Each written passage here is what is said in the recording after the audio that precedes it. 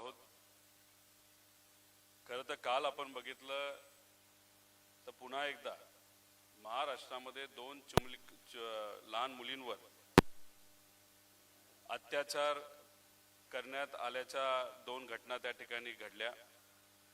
धरणगाव तालुका जळगाव चौथीतील विद्यार्थीवर शिक्षकाकडूनच तर पुण्यात येवलेवाडीमध्ये 9 वर्षाच्या चिमुकलीवर एका वयस्कर व्यक्तीकडून अत्याचार झालेली घटना ही आपण सर्वांनी त्या ठिकाणी ऐकली असेल। अतिशय दुर्दैवी अशी घटना आहे आणि खरं तर या घटना आपल्या महाराष्ट्रात घडू नये यासाठी आपल्या सर्वांनाच प्रयत्न करावे लागतील। या प्रेझेंटेशनमध्ये जे आकडे ते आकडे 1 वर्षाचे नाही तर 2 वर्षाचे असतील। यात कुठेही आम्ही राजकीय भूमिका घेत नाही। मी स्वतः वडील आहे, मला मुलगी आहे, मला एक मुलगा आहे, तुम्हालाही मुलं आहेत। एखाद्या व्यक्तीवर एका परिवारावर ही अडचण आल्यानंतर उद्या जाऊन ते आपल्या बाबतीत सुद्धा घडू शकते याची नोंद त्या ठिकाणी आपण सर्वांनीच घेतली पाहिजे, सत्तेतल्या लोकांनी सुद्धा आणि विरोधातल्या लोकांनी सुद्धा। या प्रेझेंटेशनमध्ये माझ्याबरोबर जळगावचे भडगाव या तालुक्यातले पालक, ज्या मुलीवर 3 वर्षापूर्वी अन्याय झाला होता, दुर्दैवाने तिचा मृत्यू सुद्धा त्याच्यामध्ये झाला, त्या मुलीचे आई वडील सुद्धा आलेले आहेत। ते नंतर आपल्या सर्वांशी चर्चा करतीलच।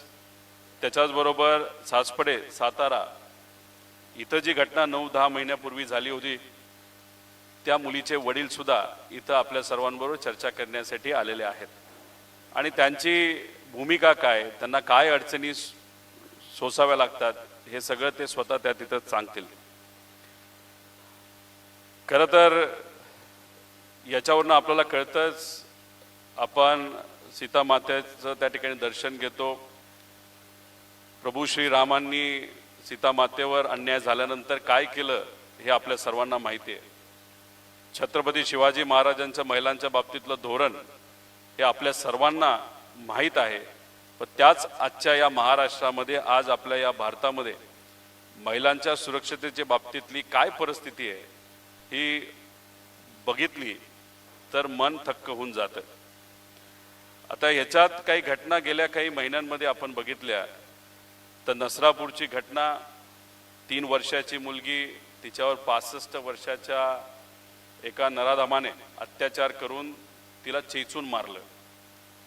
चाकणमध्ये 2 मेमध्ये जी घटना घडली, 11 वर्षाची मुलगी दुपारी घराला कुलूप लावून आपल्या काकाकडे जात असताना तिच्यावर अन्याय झाला।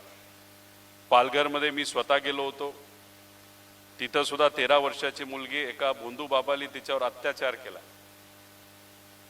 पुणे, पर्वती, अकोला मी पण तिथं गेलो होतो, 10 वर्षाची मुलगी, तिच्यावर सुद्धा 60 वर्षाच्या व्यक्तीने अत्याचार केला।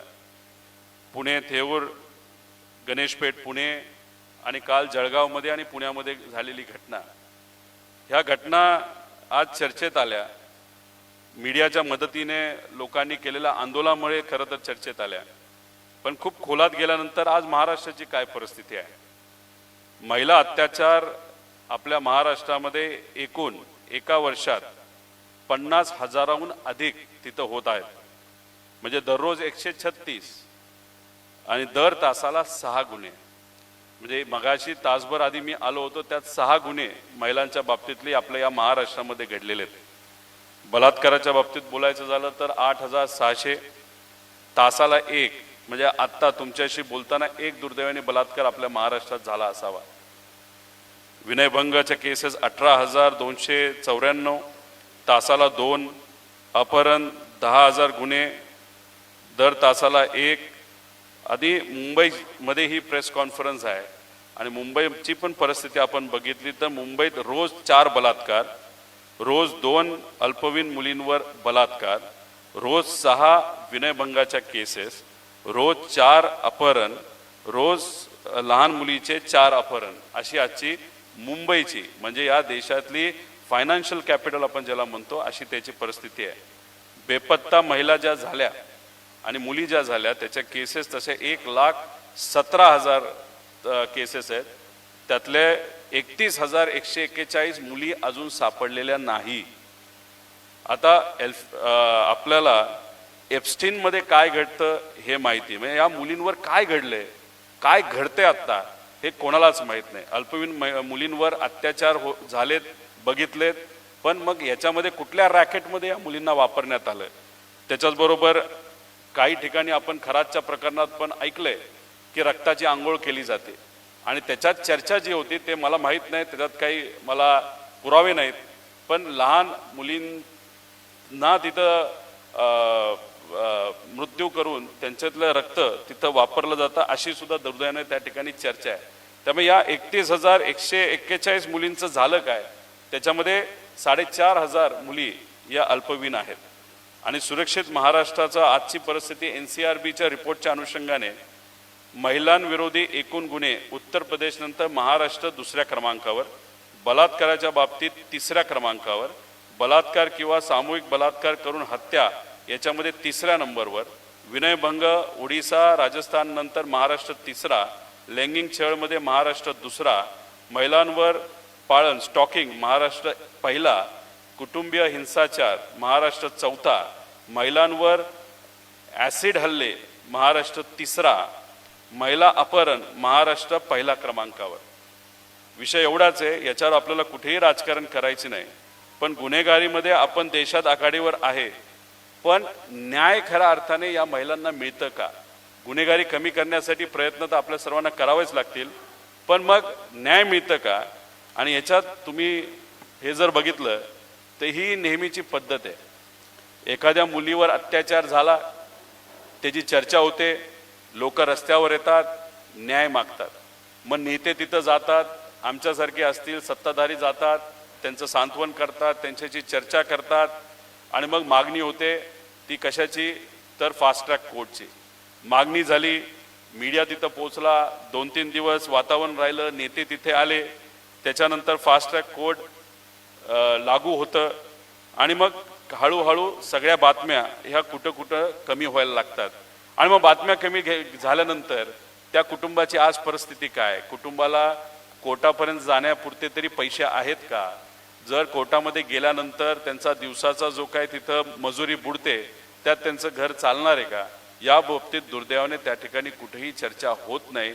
फास्ट ट्रॅक कोर्ट स्थापन होतं, पण खरंच न्याय मिळतो का असा प्रश्न तिथं निर्माण होतो. आणि या प्रेझेंटेशनच्या मदतीने आमचं एकच मत आहे की न्याय हा मिळाला पाहिजे. आणि जर एखादी परत घटना घडली तर परत मग काय जे काय सुरू व्हायचं त्या ठिकाणी सुरू होतं. म्हणजे ही सायकल कधीच थांबत नाही, पण न्याय मात्र त्या ठिकाणी दुर्दैवाने मिळत नाही. नंतर मी हा जो मुद्दा मांडला, 19 वर्षाच्या नराधमाने 7 वर्षाच्या मुलीवर अत्याचार करून तिला चेचून मारलं. त्यांचे पालक इथं आलेत, ते आपल्याशी त्या बाबतीत बोलतील. ह्याच्या पुढं सासपडेमध्ये काय झालं हे सुद्धा पालक इथं आलेत, ते आपल्या सर्वांशी बोलतील. 2009ला त्या नराधमाने एका 9 वर्षाच्या मुलीवर अत्याचार केला. 25 दिवस तो जेलमध्ये गेला. 25 दिवसानंतर तो जेलच्या बाहेर आला, आणि मग 9 वर्ष तो थांबला. आणि तीच मुलगी जिच्यावर त्यांनी अत्याचार केले होते 2024ला, जी जेव्हा 18 वर्षाची झाली, तिला रेप करून, अत्याचार करून, बलात्कार करून तिला मारून टाकण्यात आलं. आणि ज्या व्यक्तीने त्याला सापडण्यासाठी पोलिसाला मदत केली ही गोष्ट डोक्यात ठेवली, आणि त्या व्यक्तीच्या मुलीला, म्हणजे मुलीचं वय 12 का 13, तिला 2025ला म्हणजे आत्ताच 9 महिन्यापूर्वी तिचा बलात्कार केला, आणि तिच्या डोक्यात एक दगड टाकून तिचा मृत्यू केला. तिचे पालक इथं आलेत, आपल्याशी ते बोलतील. काय होतं, काय या परिवारावर जातं, कशा परिस्थितीमध्ये हे परिवार त्या ठिकाणी राहत असतात, आणि त्यांची अपेक्षा काय हे तुमच्या माध्यमातून हे लोकांपर्यंत सांगतील. आता FIR, चार्जशीट आणि हे कशी प्रक्रिया असते? FIR होते, चार्जशीट होते, ट्रायल होतं, शिक्षा दिली जाते, अपील केलं जातं, आणि मग शेवटी जन्मठेप नाहीतर जी काय शिक्षा असते ते त्या ठिकाणी दिली जाते. आता याच्यात आपण जर बघितलं, पोलिसांकडे तपासासाठी असलेले महिला संबंधित गुन्हे किती आहेत?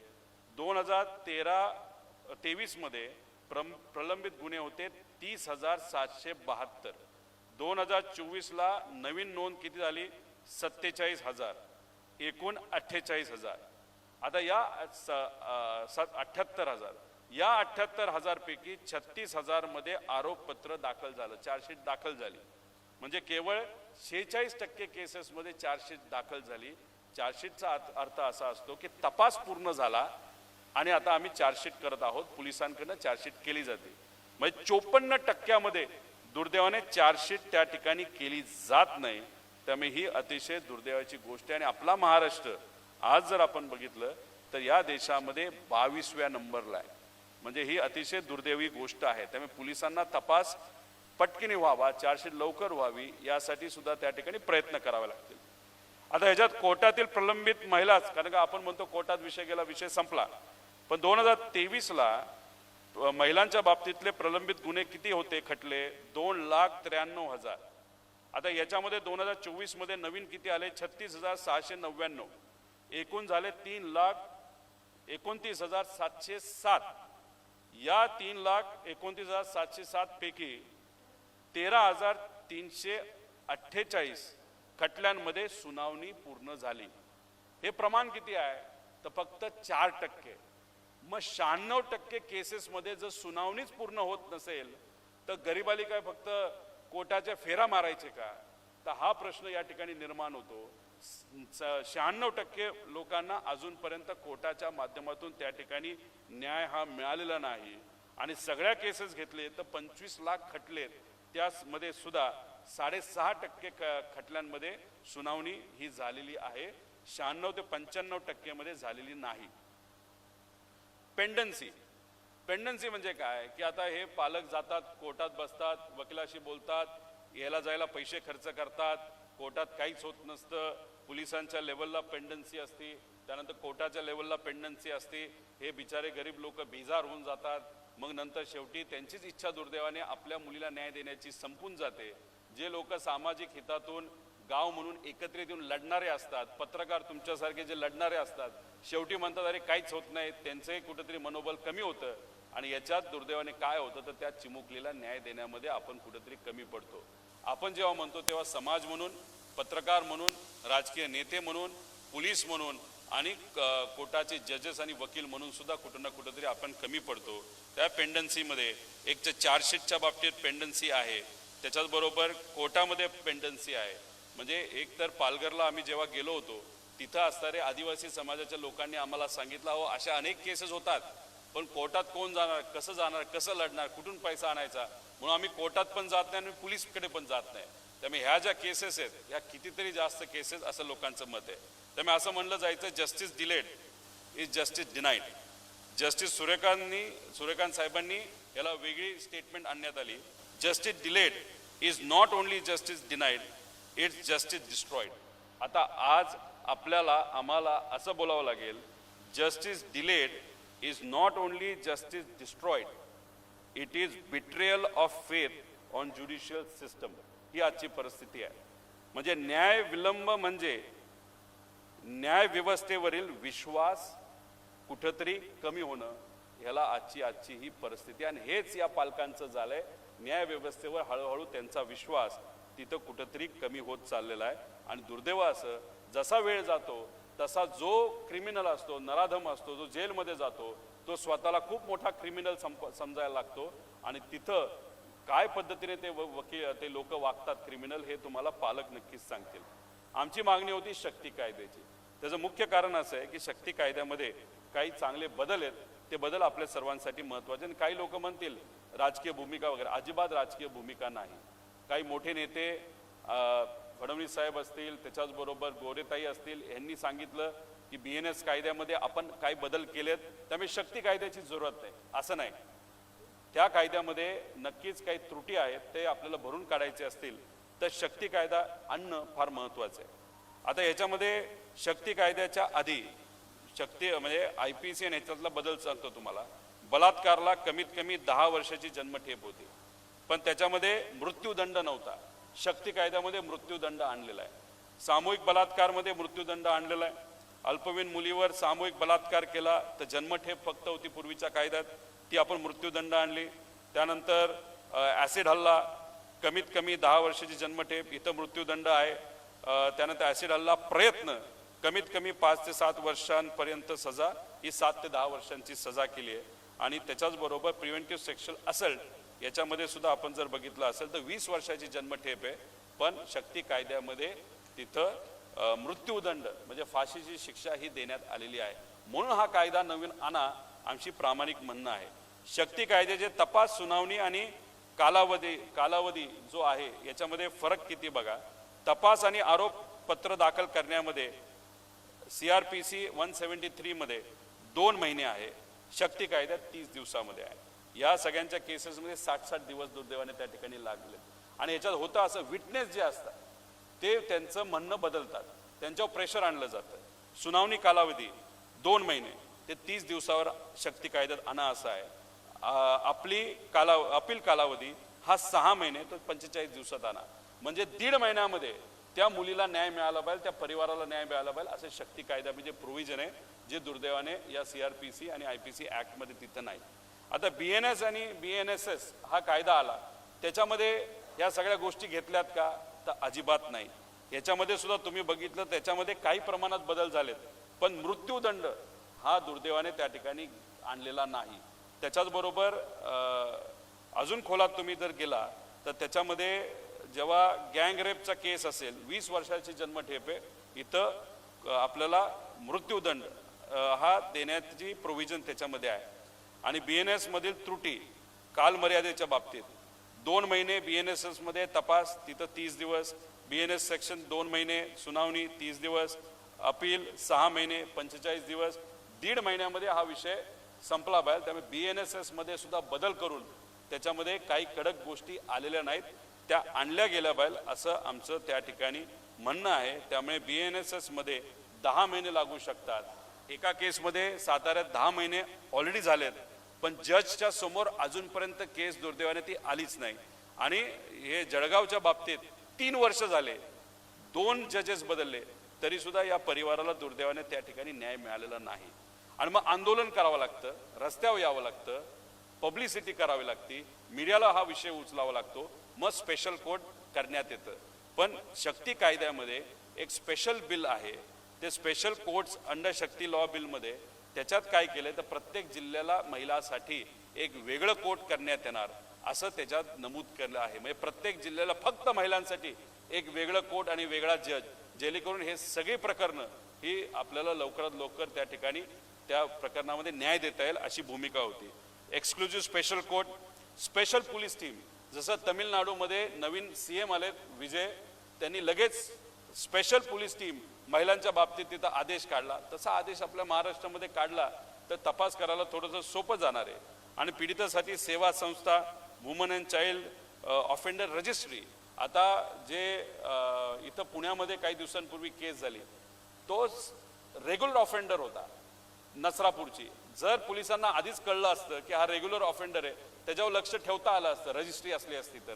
आता इथं सुद्धा जे साताऱ्यात केस झाली त्याच्यामध्ये सुद्धा रेग्युलर ऑफेंडर होता. जर रजिस्ट्री असली असती शक्ती कायद्यासारखी तर मग तिथं कुठेही हा अन्याय परत तिथं त्या ठिकाणी झाला नसता. त्यामुळे आमच्या मागण्या आहेत की शक्ती कायदा हा लवकरात लवकर त्या ठिकाणी आणला गेला पाहिजे. स्पेशल सेशन घ्या, 1 दिवसाचं सेशन घ्या, ओपन चर्चा करा, अराजकीय चर्चा करा.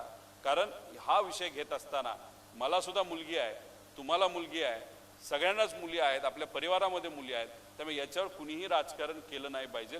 हा विषय आपल्याला सामाजिक विषयातून, दृष्टिकोनातून राजकारण न करता, न आणता हा त्या ठिकाणी मार्गी लावता येईल, लावला गेला पाहिजे असं आमच्या सगळ्यांचं त्याच्यामध्ये मत आहे. म्हणून या प्रेस कॉन्फरन्सच्या मदतीने ही आजची वस्तुस्थिती आहे. मी स्वतः अनेक ठिकाणी गेलेलो आहे, लोकांशी भेटलेलो आहे, त्यांचं मत जाणून घेतलेलं आहे. आणि आज सुद्धा आपल्या सर्वांशी चर्चा करण्यासाठी या 2 परिवारातले लोक इथं आलेले आहेत आणि यांच्याशी आपण थोडक्यात थोडासा संवाद या ठिकाणी साधूया. आणि जर तुमचे काही प्रश्न असतील तर प्रश्न नक्कीच इथं मी तुमच्याबरोबर चर्चेला तयार आहे. त्यामुळे जे आपलं भडगाव, जळगाव जिल्हा, वडील आलेत, संजय भाऊ, आई आलेत, यांना मी विनंती करतो की त्यांनी इथं यावं. आणि सासपडे, सातारा, तिथे वडील आलेत सागर भाऊ, त्यांना मी विनंती करतो. या दोन्ही केसमध्ये सासपडेची मुलगी 13 वर्षाची होती, तिला आर्मीमध्ये जायचं तिला आर्मीमध्ये जायचं होतं, तिच्यावर अत्याचार करून तिचं सुद्धा डोकं फोडण्यात आलं होतं. आणि आपली जळगावची जी मुलगी आहे ती 7 वर्षाची लहान होती, अरे इकडे घे ना जवळ, तिच्यावर सुद्धा अन्याय करून तिला डोकं फोडून तिला मारण्यात आलं.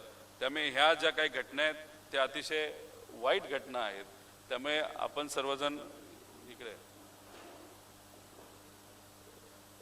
मी सासपडे सातारा सागर भाऊ आहेत, त्यांना विनंती करतो थोडक्यात आपलं काय म्हणणं आहे, आपलं काय अपील आहे मीडियाला आणि सरकारला, हे इथं या ठिकाणी बोलून दाखवावं, जेणेकरून तुम्हाला व तुमच्या मुलीला आपल्याला लवकरात लवकर न्याय त्या ठिकाणी देता येईल.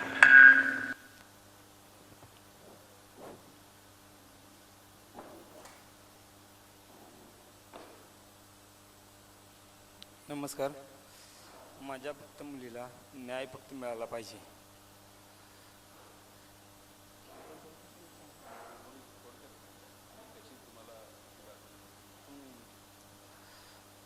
पहिले जे झालं, आमची चुलत बहीण होती, ते चुलत बहिणीला 9 वर्षाची असताना तिला ती अत्याचार करून विहिरीत टाकलेली. त्यात मी तिला सहभाग, तिच्या आईला नेऊन पोलीस स्टेशनला जाणे किंवा तिला मदत करणे हे करत होतो. त्यानुसार त्यानं माझ्यावर डाव रचून आमच्या मुलीला घातपात केला.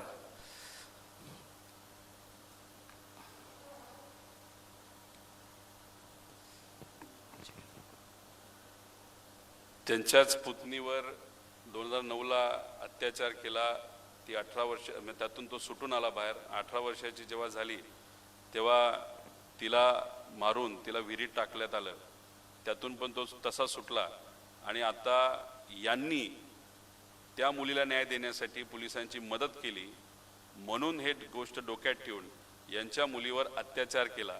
आणि जे जातं असतं दगडाचं ते घेऊन तिच्या डोक्यात, लहान मुलीच्या 13 वर्षाच्या मुलीत, जिला आर्मीमध्ये जायचं होतं, देशाची सेवा करायची होती, त्या डोक्यात ते टाकून तिचा दुर्दैवाने घात केला. आणि तो जो माणूस आहे तो यांना धमकी देतो की बाहेर आल्यावर बघतो. त्या माणसाचे वडील माझी आर्मीमध्येच होते, पण ते सुद्धा धमक्या कुठेतरी देतात की तुझं खानदान तिथं संपवेल. अशा धमक्यांना यांना सामोरं जावं लागतं, यांना ती भीती वाटते. आणि याच्यात हातावर पोटे, साधी गाडी भाड्यावर देऊन जगणारी माणसं, त्यांना कोर्टात जाणं, बोलणं, चर्चा करणं, याच्यात आर्थिक ताण मोठ्या प्रमाणात होतो. 9 महिने झाले पण जजचं अजूनपर्यंत यांनी तोंड बघितलं नाही. त्यामुळे यांचं मत आहे की कुठं ना कुठंतरी त्या ठिकाणी या प्रक्रियेला गती यावी, अशीच विनंती इथं आपल्यासमोर करतील. थोडासा वेळ त्यांना देऊ. तोपर्यंत आपले संजय भाऊ जे भडगावचे आहेत, जळगाव, यांच्या मुलीवर 3 वर्षापूर्वी अत्याचार करून 7 वर्षाची मुलगी गोठ्यामध्ये दगड डोक्यात घालून तिलाही दुर्दैवाने त्या ठिकाणी मारण्यात आलं. आणि मग हातावर पोट, जमीन नाही, स्वतःचं घर नाही, याच्यात ते जाऊन कसं तरी पैसे गोळा करून कोर्टात जात आहेत. 3 वर्ष जात आहेत. पण मग काय घडतंय हे तुम्हाला त्या ठिकाणी ते सांगतात. नमस्कार. आज जवळजवळ 2023मध्ये घटना घडलेली होती. ती माझी मुलगी कल्याणी, भडगाव तालुका या ठिकाणी जी मुलीवरती अत्याचार करून दगडाने ठेचून मारलेलं आहे. जवळजवळ 3 वर्ष झाले. आणि त्या वेळेस सर्व जनता जनार्दनाने एकजुटीने सर्वांनी एकत्रित होऊन न्यायालयापर्यंत हे पोचवलं. आणि त्या ठिकाणी त्यांनी 3 वर्ष झाले, परंतु न्यायालयात प्रक्रिया चालू आहे, परंतु अजून न्याय दिलेला नाही. दादा, मी आपल्यामार्फत सांगू इच्छितो की 3 वर्ष झालेले आहेत. फास्ट ट्रॅक कोर्ट कशाला म्हणतात हो? अजून माझ्या मुलीला न्याय नाही. आणि या ज्या काही घटना घडत आहेत, माझी मुलगी तर गेली या महाराष्ट्रातून, परंतु आता इतर ज्या काही घटना घडत आहेत यांच्यासाठी न्याय हवा आहे. बस न्यायाच्याच प्रतीक्षेत मी रोजच्या रोज मरत आहे साहेब. तेवढा न्याय हवा आहे बस. तुम्हाला बोलायचं आपल्या जळगावमध्ये जी घटना घडली त्यांची आई आपल्याशी बोलेल. माझं नाव कल्पना संजय पाटील. ज्या ठिकाणी मुलीची घटना घडत आहे, जगामध्ये मुली सुरक्षित राहत नाही, तर न्याय का देत नाही? जिथपर्यंत या मुलींना न्याय मिळत नाही तोपर्यंत जगामध्ये सुरक्षित मुली राहत नाही. मुली वाचवा, मुली कसं वाचायला पाहिजे आणि कसं जगायला पाहिजे हे काही समजत नाही. माझ्या मुलीला 3 वर्ष झाले तरी अजून न्याय दिलेला नाही आहे. फास्ट ट्रॅक कोर्टामध्ये केस चालू असताना तरी तो फास्ट ट्रॅक कोर्ट न्याय देत नाही. फास्ट ट्रॅक कोर्ट 12 महिने असतात पण तरी 3 वर्ष झाले तो न्याय मिळत नाही आहे. जिथपर्यंत हा कल्याणीला न्याय मिळत नाही तिथपर्यंत या जगामध्ये सुरक्षित मुली राहणार नाही आणि घटना घडल्याशिवाय राहत नाही. जशी आपण म्हणतो आपली तशी त्यांची घटना जशी मुलींची घडत आहे तशी त्यांना भर चौकामध्ये फाशी दिली पाहिजे आणि तसं दिसायला पाहिजे. तेव्हा समजेल की घटना घडल्यानंतर काय होतं आणि कशी सजा मिळते. आम्हाला न्याय पाहिजे.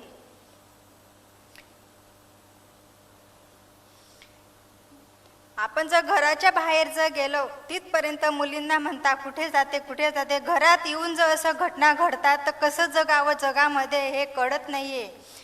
अजून सरकार सर्व आमदार खासदार आमच्या घरी येऊन भेटून गेले, सांगत होते की आम्हाला न्याय देऊ बा, तुम्हाला फाशी दिली जाईल. 3 वर्षापासून एकाचाही शब्दाचा मान आम्हाला कळलेला नाही. फास्ट ट्रॅक कोर्टामध्ये अजून जिथपर्यंत भरोसा होता आमचा मनाचा, आता कोर्टावर सुद्धा भरोसा नाही आहे, पोलीस स्टेशनवर भरोसा नाही आमचा.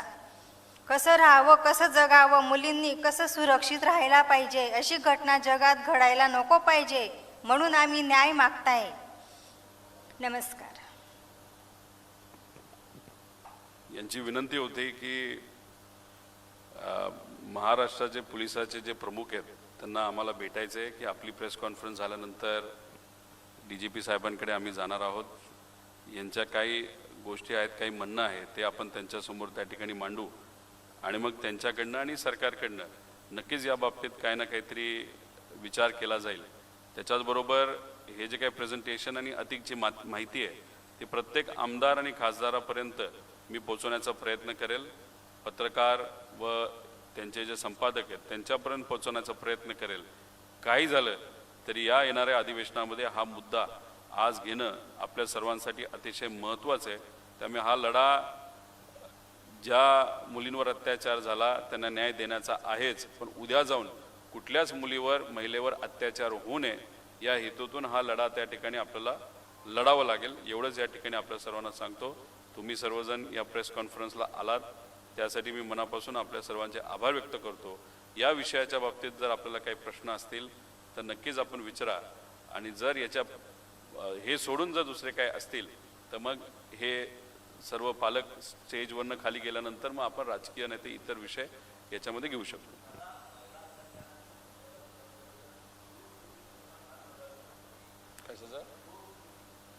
काय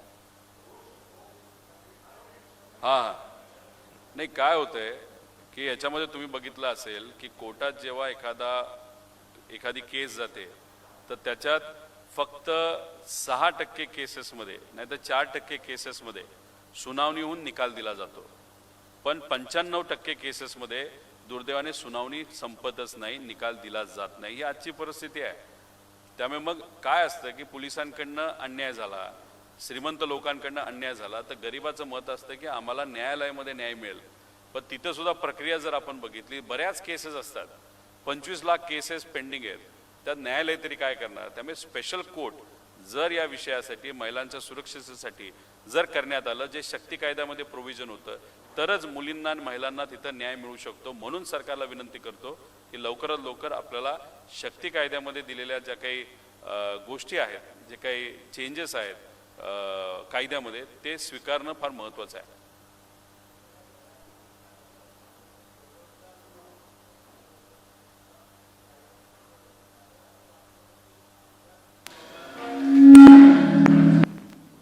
नाही तुम्ही म्हणता ते बरोबर आहे की केसेस जर आपण बघितल्या तर शेजाऱ्याकडनं, चुलत्याकडनं,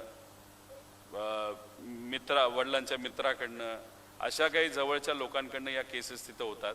त्यामुळे कुठं ना कुठं तरी शाळेपासूनच काही गोष्टी आपल्याला मुलांना मुलींना तिथं शिकवाव्या लागतील.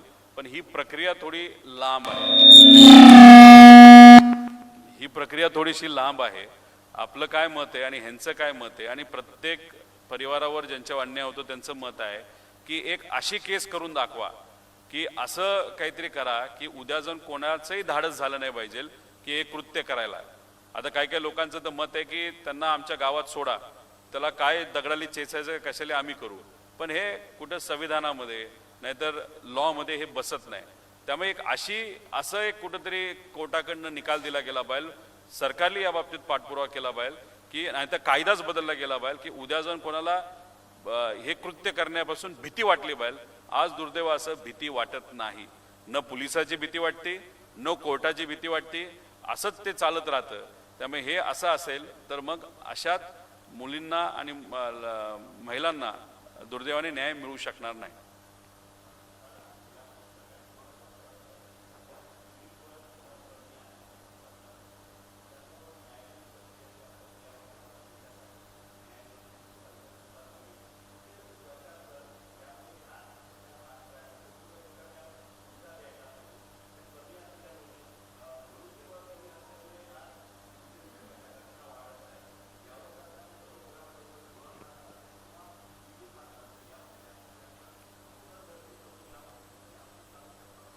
त्याला नक्कीच एक पर्याय आहे की आपल्याला जजेसच्या पोझिशन हे वाढवावे लागतील.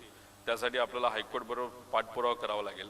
पण हायकोर्टची पाठपुरावा केल्यानंतर मंजुरी मिळाल्यानंतर त्यासाठी खर्च सुद्धा करावा लागतो आणि तो खर्च करण्याची तयारी सरकारला ठेवावी लागेल.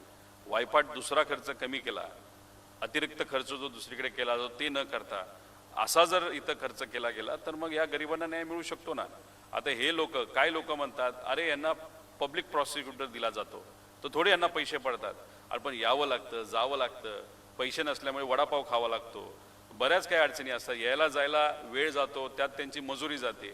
असे अनेक केसेस आहेत आणि त्यात बऱ्याच केसेस अशा असतात की अरे बाबा कोर्टाची पायरीच आपल्याला चढायची नाही, न्याय आपल्याला मिळणार नाही, कारण न्याय द्यायचा असेल तर पैसा लागतो. त्यामुळे सरकारकडनं स्पेशल कोर्ट करत असताना जजेसपासून फार क्लिरिकल स्टाफपर्यंत त्याच्यामध्ये एकतर आपल्याला भरती करावी लागेल, पैशाचं नियोजन करावं लागेल, वेगळं बजेट करावं लागेल. हा जो कायदा आहे शक्ती कायदा कदाचित तो पुढे का केला जात नाही त्याचं मुख्य कारण आहे ह्याला थोडा पैसा बजेटमध्ये लागणार आहे आणि आज सरकारकडे पैसा नाही असं सरकार बोलतंय. त्यामुळे मला असं वाटतं की बऱ्याच काही खर्च आहेत ते कमी करून या विषयावर खर्च करून आपल्याला जजेस कोर्ट याच्यावर जर जास्त लक्ष केंद्रित केलं आणि पोलीस प्रशासनाची शेवटची भरती 25-30 हजाराची राहिली ती तुम्ही पूर्ण करा. VIP ला जो काही तुम्ही सिक्युरिटी देता ती तिथं कमी करा आणि महिलांसाठी एक वेगळं पथक तुम्ही करा तर हे विषय त्या ठिकाणी मार्गी लागणार. जर आंध्र प्रदेशमध्ये होत असेल, तेलंगणामध्ये होत असेल, जर आता तमिळनाडूमध्ये होत असेल, नवीन CM आल्या पहिली सही त्याची महिला सुरक्षेच्या बाबतीतच असेल तर मग या आपल्या पुरोगामी महाराष्ट्रामध्ये संतांच्या भूमीमध्ये महामानवांच्या भूमीमध्ये जिथं महिलांना आदर करा असं सांगण्यात आलेलं आहे त्याच भूमीमध्ये हा कायदा येऊ शकत नाही आणि बदल होऊ शकत नाही. हे दुर्दैवी आहे. दामिनी पथक आहे पण ते किती आहे हे सुद्धा आपल्याला बघावं लागेल. भरोसा सेल आहे पण प्रत्येक जिल्ह्याच्या लेवलला आहे. ते तुम्ही तालुका लेवलला आला, जसं माझ्या मतदारसंघात मी तालुका लेवलला आणलं आणि त्याचा फायदा होतो. त्यामुळे भरोसा सेल जिल्हा लेवलला न ठेवता दामिनी पथकमध्ये सुद्धा अजून ताकद वाढवून देऊन त्याच्याचबरोबर हे जे काही स्पेशल फोर्स महिलांच्या बाबतीतली ही सुद्धा त्या ठिकाणी वाढीव आणून आपण जर भरती त्याच्यामध्ये मोठ्या प्रमाणात केली तर एक वेगळी दहशत या विक्षिप्त विचित्र नराधामाच्या मनामध्ये येईल आणि उद्या जाऊन कृत्य कुठेतरी कमी होईल अशी आशा आपण नक्कीच मनामध्ये ठेवू शकतो.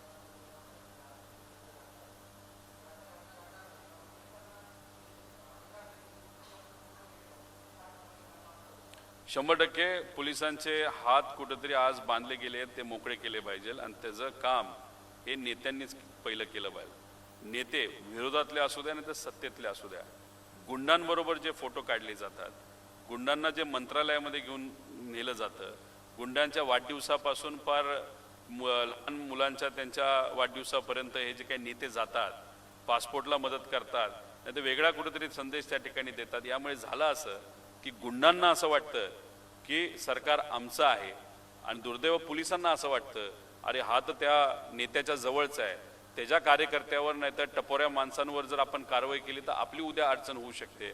आणि ह्या सगळ्या घोळामध्ये पोलीस प्रशासन सुद्धा कुठं ना कुठं त्या ठिकाणी अडकलं जातं.